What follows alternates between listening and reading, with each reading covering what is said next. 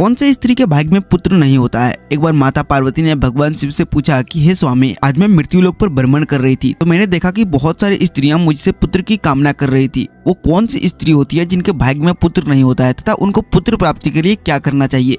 भगवान शिव पार्वती से कहते हैं कि हे पार्वती, इस कथा को तुम ध्यान से सुनना और समझना। जो भी इस कथा को ध्यान से समझता है उसे पुत्र की प्राप्ति अवश्य होती है। भगवान शिव कहते हैं कि हे पार्वती, चोलापुर नगर में एक सेठ के 2 बेटे थे। उन दोनों बेटों की शादी हो चुकी थी और सेठ के बड़े बेटे की बहू को एक बेटा था और छोटे बेटे की बहू को एक पुत्री प्राप्त थी। सेठ की पत्नी पुत्र को लेकर हमेशा अपनी छोटी बहू को ताना मारती रहती थी और उसकी छोटी बहू हमेशा ताना सुनती रहती थी। वो स्वभाव से बड़ी ही सुशील थी। एक दिन उसकी सास सुबह मंदिर जा रही थी। उसने छोटी बहू को खाना बनाकर रखने को कहा। जैसे उसके सास वहाँ से बाहर निकली वैसे एक साधु दरवाजे पर आ गया और मांडवी से भोजन कराने को कहने लगा। तब उसने सोचा कि अगर मेरी सास मुझे डांटेगी तो मैं कह दूंगा कि मैंने अपने हिस्से का भोजन साधु को कराया है और खुद भूखा रह लूंगी। दोस्तों, पार्ट 2 के लिए वीडियो को लाइक